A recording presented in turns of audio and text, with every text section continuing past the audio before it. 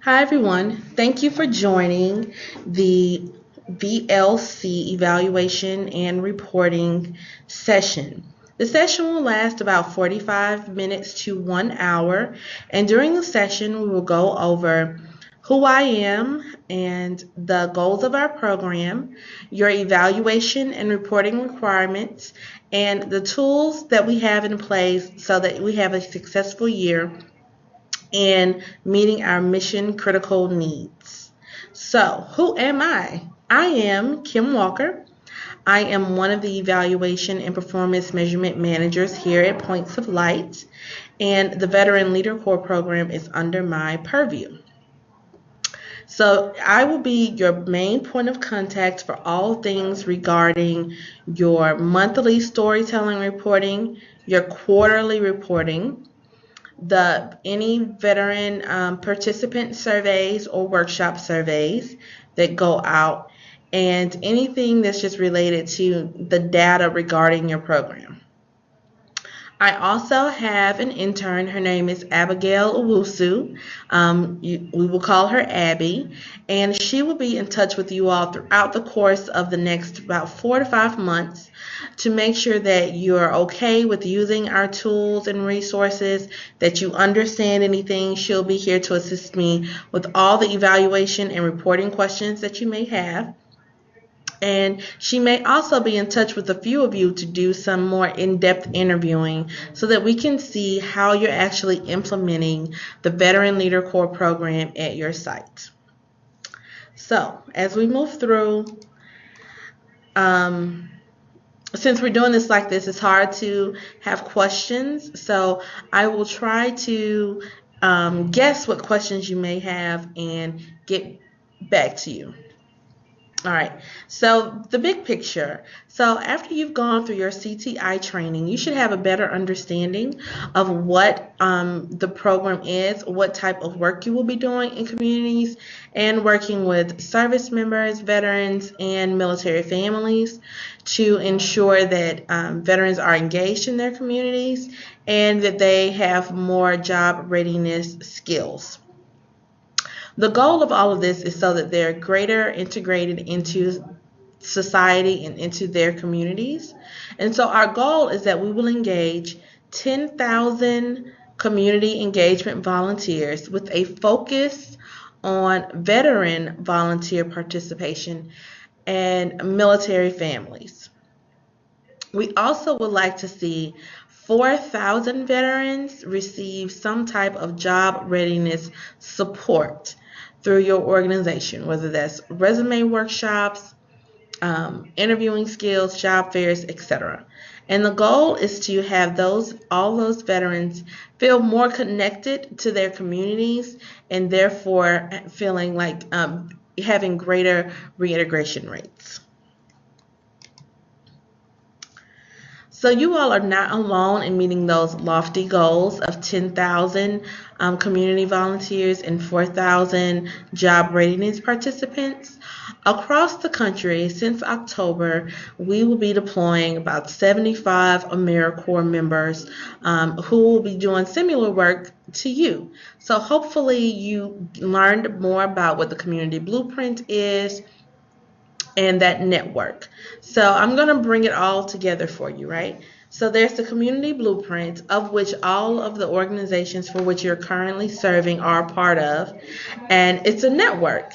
And they're a network of veteran serving organizations across the country. So in your community, there might be a Goodwill, and there may also be an American Red Cross. There may be a hands-on affiliate or the Veterans Volunteers of America. There may be a lot of veteran serving organizations within your communities. And one of your jobs is to kind of be a convener and to connect all of those different organizations to one, so that you can provide opportunities and resources for veterans and military families. Also, so that you'll have a greater pipeline of projects and you'll be more aware of the resources, so that when a veteran or military family comes to you for assistance, you'll have more information on how you can support them. So So getting back to the big picture. So use out of the community blueprint and all of the veteran leader corps sites, there are 75 members. And some have been serving since October, so they will be doing an 11-month term. You all right now are part-time members, and so you'll either serve a 6-month term or a 9-month term. So how do we think about these numbers? Over the course of your term, you should engage you should engage on average 133 veterans and or military family members in a community engagement opportunity, and I will explain what that is. You should also engage about 53 veterans for some job readiness support service. This is what you're responsible for over the course of your term of service. If you break that down by the month, you should be engaging about 15 to 23 veterans or military family members a month, and 5 to 7 job readiness participants a month. So a question that I got in one of our earlier trainings are these the same people that we're counting, or are these new people each time? These should be new people every time. So these are 133 different or new veterans or military family members. Now, what we would like to see happen is that if you have a volunteer service opportunity for a veteran, we will also then like for them to also receive a job readiness opportunity. And in that case, then you can count them twice because they served in 2 different capacities. But if you have someone who is an ongoing volunteer, like they were engaged in February and then they came back in March, you can only count that person one time. So what is it that we mean by community engagement? So most of your sites are job readiness sites, or you're serving the veteran overall, and so you may not do any volunteer service projects at this point in time. But that's where the Community Blueprint Collaborative comes from. Because if you and your organization are not the experts or specialists in volunteer service and creating those opportunities in the communities where you work on a volunteer service project, whether that's feeding the homeless, whether that's a coat drive, whether that's a stand down, or whatever type of innovative or creative community service project there is, your goal then is to create and work in partnership with other veteran servant organizations in the collaborative to develop those opportunities. Okay, a veteran or a military family member is considered to be engaged if they participate in a minimum, this is the bare minimum, of 1 service opportunity, but that opportunities must last for a minimum of 2 hours. So if you have, say, let's get back to school drive for a local elementary school, and you have volunteers to come in, if they don't serve for 2 hours, then they don't count. But if they do, then you can count them. And I don't know if you all have talked about this in your trainings, but when you think about developing your community engagement or your community service, your volunteer opportunities, think about anything that's interesting at all. Like, it does not have to be something that is specifically geared toward veterans, but you just want veterans to come out and volunteer. This is like their entryway into our program. It increases their abilities to network with other veterans and other community members. They get to learn new skills and techniques and things like that from being involved, and it helps them with some of their professional leadership skills, which is our goal. So our goal is that they will become involved as a volunteer, they will gain some volunteer leadership skills, and then they can translate those skills into preparing for a job. So what do we mean by job readiness? So many of you are already doing these types of activities. You might be doing resume writing or interview skills or one-on-one coaching or some type of like job fair workshop, like preparing for a job interview, things like that. You may already do that at your site. So we consider someone to a veteran who participates in a job readiness opportunity if they only do one opportunity and it lasts for a minimum of 2 hours. So with job readiness opportunities, they're a little harder to become engaged because some job readiness opportunities don't last for 2 hours. Like someone may come into your office or come and meet with you, and it's just a 30-minute session, and then they're gone. So our point is that you have to do, if that's the case, if they only come in for 30 minutes, then they would have to do 4 30-minute sessions in order to be counted as an engaged veteran in your job readiness opportunities. And what do I mean by opportunity? Because I've said this a lot already. So an opportunity is really where you have planned an event, planned a workshop, planned a training. You've planned something where you will have people come and either receive a service or serve.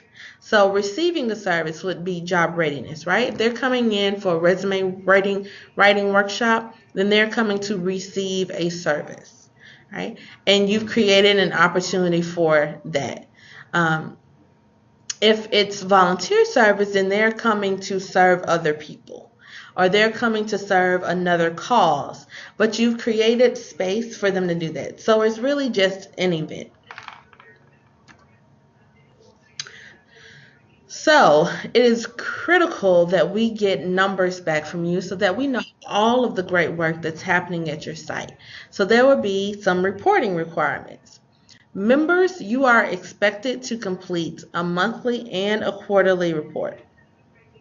The monthly report will be included in your Veteran Leader Corps engagement tracker, and all of you at this point should have received an email with access to the tracker, this PowerPoint slide, some surveys, and an evaluation toolkit to help you throughout the process. Okay? Supervisors, though, are responsible for the submission of the quarterly report, because the quarterly report will contain information in regards to your Veteran Leader Corps numbers and what you've been doing at your organization as a part of being a Community Blueprint member. Okay? So again, there are two reporting types. There's the monthly report and then there's the quarterly report. Your monthly report submissions, you will submit them via the VLC engagement tracker, and I will do a demo of that tracker so that you know what I mean, what it looks like, how does it work. We're going to do that in a few minutes, so you all just hang tight. The quarterly reports, you supervisors will receive a link in their email. They'll get a message from either Emily or Janae or me telling them that their report is due, and then they will open that up and complete it. The report has to be done in one setting only. Like you cannot open the report, work on it, and then come back to it later. So you can do it you have to do it all at one time. The best practice for this would be that when we send you that email, you will also have two attachments. You will have a Word or a PDF attachment to it, and I would advise you to print that out to have your members fill in all the information needed, and then you, the supervisor, collect that report and you input that data into the ClickTools survey link that you will receive. So let's do a demonstration of the tracker so that you know exactly what it looks like.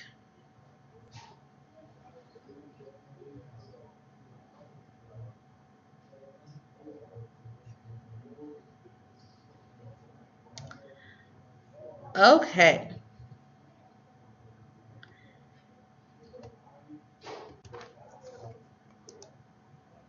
All right. So hopefully you can still see my screen, and this will look very familiar to you. So the VLC engagement tracker is housed in Google Docs. Every site has their own tracker. And that includes the member and the supervisors. Everybody received this email. When you open it up, you'll see this is the first page you should see. It'll say VLC tracker and then the name of your site, some instructions, and all of that. This is called the Volunteer Contact tab. And on this tab, what you do is you provide an email address, a last name, a first name, the initial service date, and if they are a veteran or not. Any additional notes you want to say? Like, so for example, Volunteers of America LA, you have 12 members, and all 12 of your members have access to the site. And so in the notes section, you may want to say who entered this person's contact information in. I'm just going to throw out a random name. It may be Jimmy or Tom or whatever. You're going to put that in the notes section.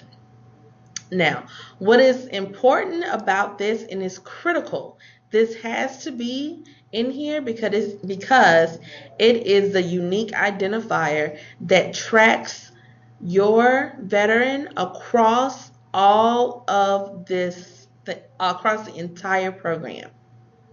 I'll say that once more.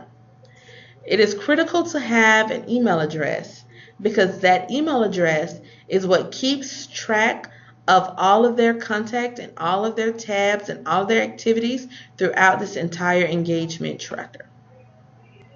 If they do not provide an email address to you, that is perfectly fine. You create a dummy email address for them. And the dummy email address should contain their first name, their last name, and your site name at VLC.org, like this example below. So I will say my name is Tom Johnson, and I'm at VOALA, VLC.org, and I will say Tom Johnson. And then today is January the 29th. So I'll enter that date in, and then I'll say yes, Tom Johnson is a veteran. That is all you do on the Volunteer Contact tab, but you must enter in this email address, first name and last name, and their veteran status. You must do that on this tab right here, Volunteer Contact. The next tab, which I just clicked on, is the Volunteer Log. This is how you will keep track of their activities. So we're going to enter in Tom Johnson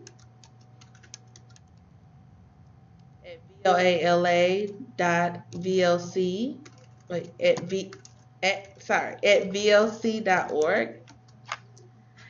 And what you should see is that Tom's name appears.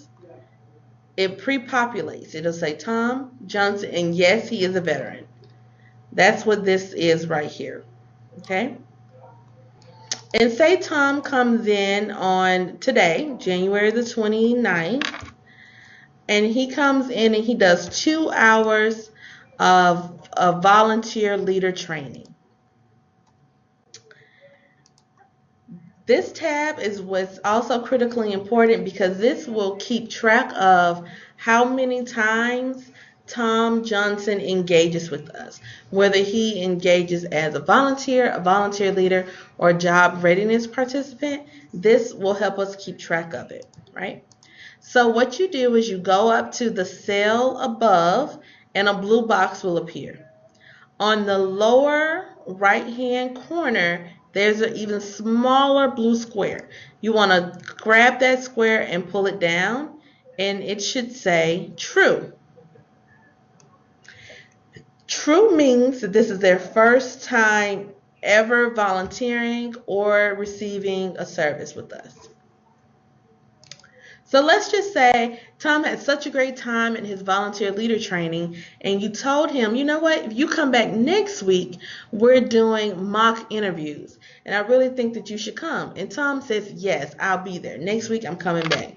So Tom comes back the next week for, his volunteer leader training, for his mock interview, and you want to put that date in. So you're going to say it's February the 4th, and the mock interview training lasts 3 hours. And you want to click on job readiness as the option, and go up here to the little blue square, drag it down, and it's going to say false. And the reason why it's going to say false is because we already have Tom Johnson in here already, having gone through a volunteer leader training. Okay, that is all you do on this page, but you want to input every single veteran or military family member or volunteer that you come in contact with through the course of your program as it relates to Veteran Leader Corps opportunities.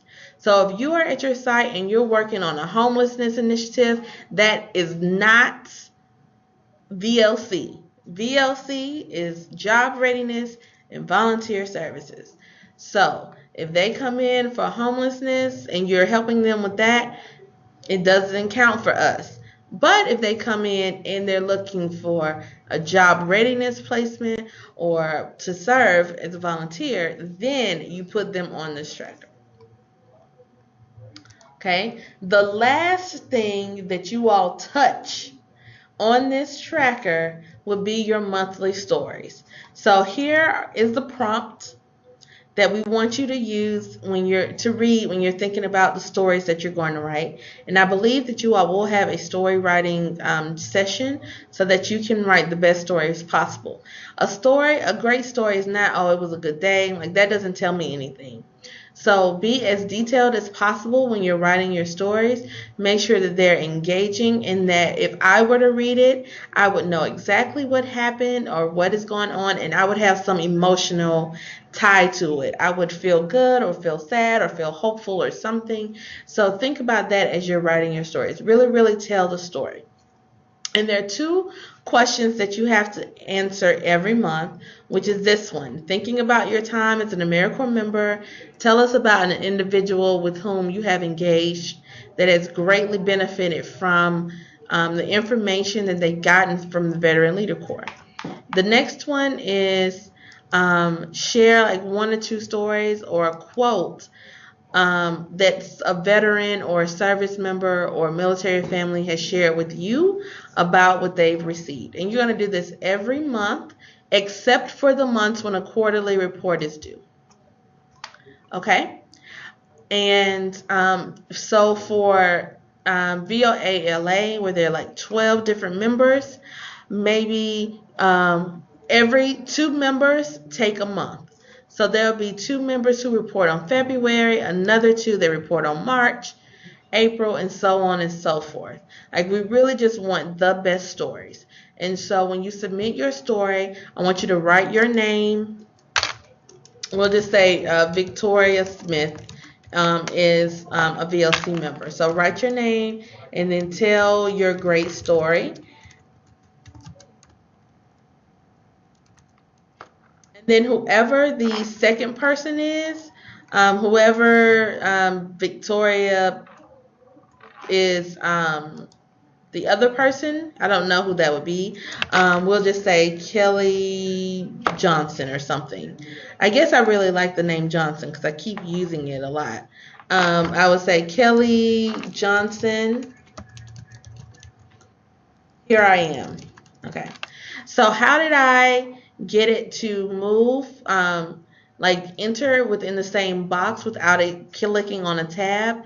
If you are in Google, if you're at the end of this sentence, like here I am, but I want to separate it because I'm starting a new paragraph, then all you do is press Control Alt Enter, and then you could say you can start writing your next paragraph. That's just a little trick.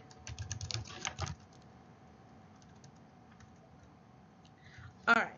These are the only tabs that you all work on in this section. Sorry. Okay. These are the only tabs that you will type in. The volunteer contact tab, where you're simply putting their email address, first name, last name, the first day you came in touch with them, and if they're a veteran or not. The volunteer log, where you're logging all of your interactions with that veteran, service member, military family, or volunteer, and then your stories. That is all you're going to do. These other tabs are locked, but this is where we get our data, and it's critically important that you have the email address, because the email address is what tracks them across time. So right here on the reporting outputs tab, this gives us all of our cumulative numbers of how many veterans engaged, how many non-veterans, how many hours, how many service hours, how many volunteer training participants, how many received job readiness support, how many job readiness hours. These tell us all of our major outputs that we have to report back to our funder over the course of the year, right? So this will look at, once you start entering it in, it's going to go from February to the end of September. These are going to be all your numbers. Okay? The engagement hours tab, again, you just click on these. You do not touch anything. You don't type anything. You don't write anything. All you're doing is simply viewing these tables. Okay? All of this data and information is collected and connected through having that email address appear. So that is ultra critical. That's all I can say. All right. So yes and no. No means they're not a veteran. Yes means they are a veteran. And then these are the types of opportunities they have. Job readiness, volunteer, and volunteer leader. And these are how many hours that we've calculated, that the tracker has calculated for those types of activities based off of if they are a veteran or not. Okay, unique engagement type. As you know already, no means they're not a veteran, yes means they are, and then these are our 3 engagement types. So the unique volunteers lets us know how it only counts that person one time, because remember on the previous slide when I said we only count one time, you only count them once. This is what this is doing. Like, it's only counting them that one time. The total engagement, though, looks at how many have engaged no matter all the time. Every time they've engaged in an opportunity or an engagement type, this looks at that. And all you're doing is looking at these tables. You are not touching them. Okay? Individual dosage, which is great. What's great about this is that, again, I told you that email address is tracking everything. So what it's doing is putting that email address up at the top row, and then these are the different engagement types, and this is how many times they have completed that activity, that one person. And this lets us know how engaged someone really is. Like, how much have they really done? So the last person that I entered in was Tom Jones. And we said Tom, we entered him in as a volunteer, and we entered him in as a job readiness person. And so it's only there one time for him. Okay? That's all you do, is you're just looking at these. Okay? The monthly engagement gives us our quarterly numbers, because again, the reporting outputs and all those other tabs we just showed you do not break it down by quarters. It's all cumulative. So this helps you see how many happened in April, how many happened in August, and so forth and so on. The months here appear in alphabetical order, not in chronological order. So keep that in mind also as you're looking at this table. And that, my friend, is a volunteer engagement tracker that you are required to complete by the 5th of every month. The 5th of every month, you must have entered in data for your engagement of veterans, service members, and military families by the 5th of every month. Unless you have a more sophisticated system, and in that case, you will need to email me. I need to see it and check it and approve it. And again, my intern Abby will be calling you to make sure that you're doing this on time and on a regular basis. Emily and Janae will be sending out email reminders so that you know this is due, get it done, and submit it. It's really very, very easy to do. All right, so what are we going to do now? I'm going to take us out of the tracker and go back to our PowerPoint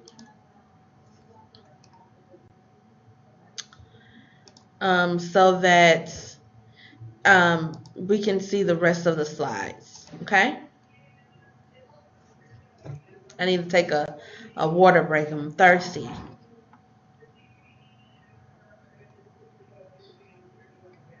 All right. In the email that you got, there is, and I'm going to show that to you also. How about I show that to you now, actually?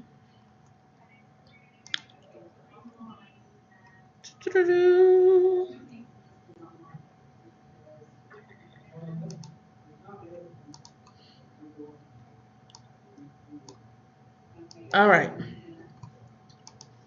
So all of you received an email that stated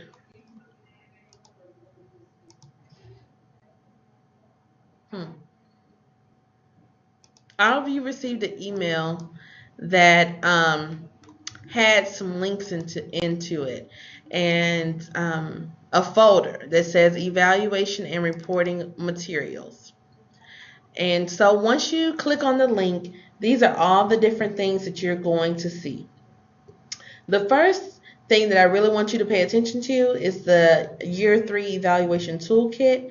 This has all your answers about the tracker, the surveys, what are we doing, when things are due. All of that is in this toolkit. The tracker, this screencast, is a video that goes slide by slide of the VLC tracker that I just showed you. And there's audio to it. And so if you click on each individual slide within this screencast right here, you will hear my voice, and it'll take you through it step by step. And you'll also have a recording of this video to help you to explain this a little bit better. Inside, you also have a volunteer survey that you administer at the end of all of your volunteer opportunity service projects. You give this survey out to everybody that comes. It's a paper survey, so I want you to print it out and hand it to each one of your volunteers at every volunteer opportunity that you have. You can print it out, and then once you print them out, you can designate what member will be responsible for inputting that survey into this Google spreadsheet. And we can talk more about that later as well. The same thing exists for this evaluation template for the job readiness workshops, and the spreadsheet for which you enter that in. Okay, so here's the paper survey.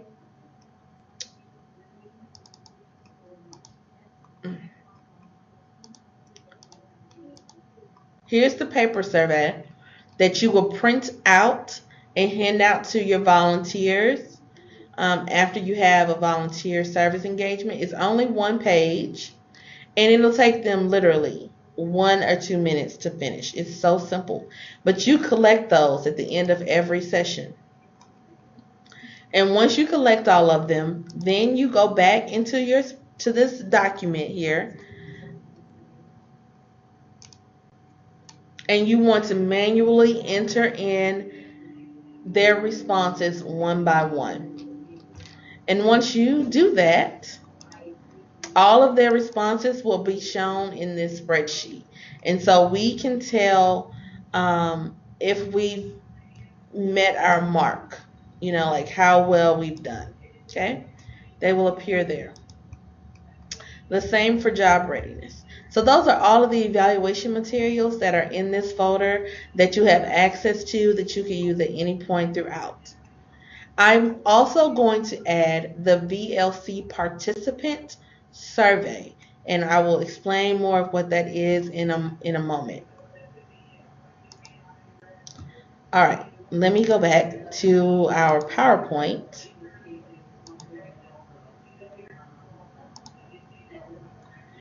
Okay, so with our PowerPoint, let's see, where are we in the process? So dates. All of your reports, your monthly reports, are due the 5th of every month, and your quarterly reports, which should be submitted by your supervisor, you will have one. The next one is in April. You'll have one due in July and one due in September. Now, the exact dates within the month may change, but you will still have one due in April, July, and September. And again, you'll get an email letting you know when they're due. And then this says the second Friday, but it's actually the 5th of every month. Your stories need to be in place. We just talked about the workshop surveys that you would print out. They can take it online or you can print them out. We just talked about that, and I showed you where they are in that folder. This right here, the VLC participant survey, is extremely important. It is highly important. It is mission critical to proving the value of the Veteran Leader Corps program. I don't want to confuse you with all the different types of surveys, but this one is very long. This one is, well, not very long, but it takes about 15 to 20 minutes to complete. And you will get a paper version of this survey and it'll be online. And what you are supposed to do is, if you've seen a veteran or a military spouse and they've come and they've gotten services from you repeatedly, over the course of months they've come in, you need to give them this veteran participant survey to complete. It will be open online 2 times a year, in February and in September, and it will be open for an entire month for them to complete online. You can send them the link and they can do it in their own time, but what I recommend you doing is that you print it out and you physically hand it to them and they complete it while they're waiting on a service, while they're at the end of a workshop, if they're coming in to see you for a one-on-one, that you actually hand it to them and have them complete it. You collect all of those and then you mail back the original paper version to me. I'll say that again. If you administer paper, you print it out, you hand it to them at the end of their time with you, if they come in all the time. This is not for just like the end of, a one-time call, you give them this survey. No. This survey is for veterans who have been participating in your program. They've come to so many different things that you know them by name. You've worked with them over the course of your term of service. This is mission critical.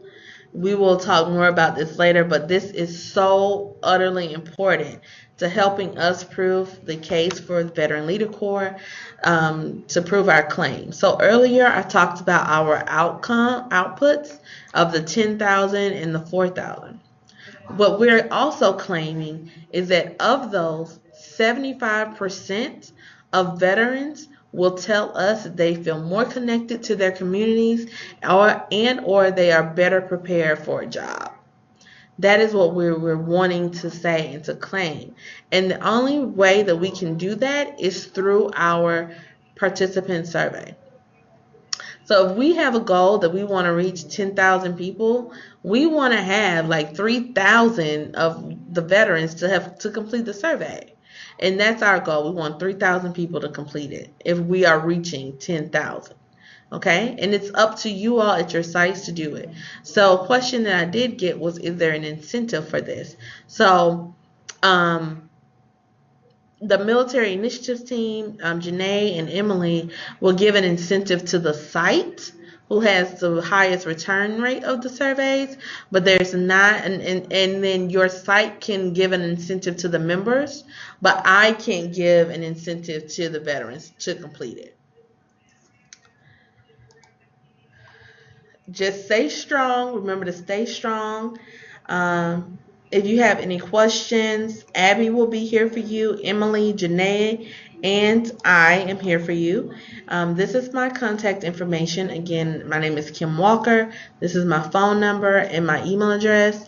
It's best if you email me. I get those quicker than I get my voicemails, actually. So that's the best way to really get in touch with me. I will show you, I'll go back, and I'll show you what the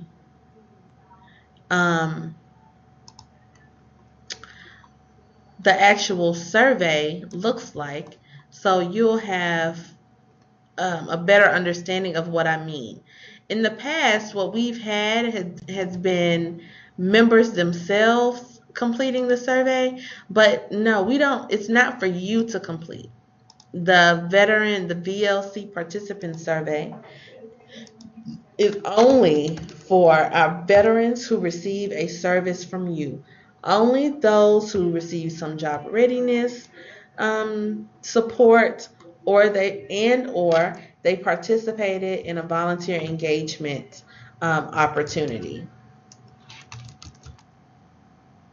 Okay, that is it. But I am going to now show you what the online version of the VLC survey looks like. And again, this survey is so critically important to proving our case and meeting the mission of what we are claiming the Veteran Leader Corps can do, and the great impact that I know that you all are making.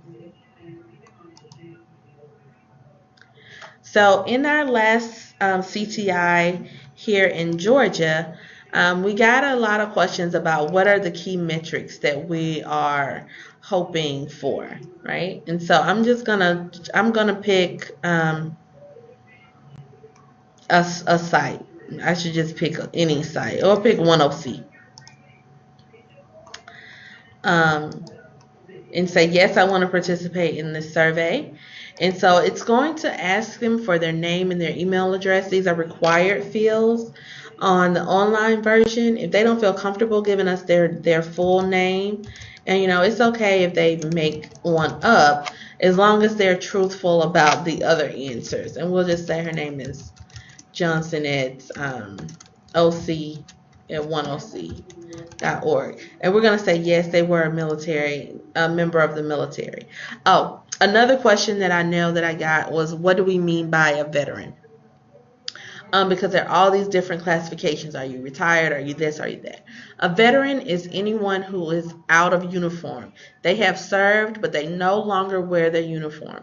So that means they are retired, they were honorably discharged, or even those who feel like they were dishonorably discharged, those still count as a veteran. A service member is someone who is still in uniform. I think that's like the easiest way to describe it. A military family member is a spouse or a child of a service member or of a veteran. Okay, and some of you are saying, well, I am a veteran, and I am also a military spouse. If you are dual, a spouse and a veteran, then please prioritize your veteran status. This is what you would tell them. They will prioritize their veteran status. There you go. So we'll just say I am a veteran. They're in the Air Force. They served 5 to 10 years, and they've been out 1 to 2 years. and they were deployed twice. And so by deployed, we mean that you were away from your home on like training or mission or an assignment for at least 90 days. And I don't know, I'm just making things up. We'll just say they were a carpenter. I don't even know if that's a real type of thing in the military. And then they left because their time there it just came to an end. They were discharged. And we'll just say next. So then we want to know, have they participated in any service or volunteer projects in the last 6 months with your organization? Because again, our focus is on engaging them in volunteer and engage in community engagement service opportunities and in job readiness. So we want to do both. So this survey is asking for both types. So we're going to say yes, they did. They did 2 to 3 projects. They were long term, but these three are the main questions we really want them to answer. They need to answer all of them, but these three are the ones in which we make our claims about our program. That the projects help them meet new people, that they learned, it helped them learn about their community, and they feel more connected. And we're looking for those strongly agree and agree answers. So I'm just doing this as a demonstration for you all, okay? And then they can provide us more information on in their own terms about how they feel, if they feel satisfied, okay? Then we're going to go to the next section. And it asks them if they participated in any volunteer leader trainings. So a volunteer leader is someone who actually went through a training on how to lead and develop volunteer service projects, with you. Whether they did it online or they did it in person, they actually sat through a training. Because really what we want to happen, and we want to get our veterans and military family members to volunteer with us, and then they say, oh, I had such a great time, how can I become more involved? And then you say, hey, why don't you become a leader so you can lead and develop your own projects in your community? And then you take them through a volunteer leader training.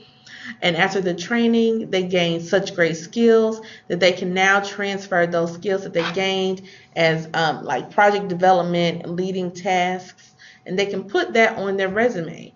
And then you can also say, hey, we have some job readiness opportunities. Why don't you come and join us for that? So that we want them to go through a continuum of things so that they're constantly engaged with you all over the course of your 6 to 9 months.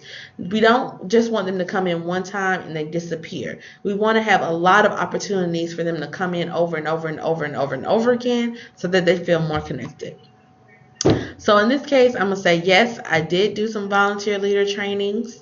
I did one training, and then it's going to ask, did you participate in any job readiness? I'm going to say yes, right?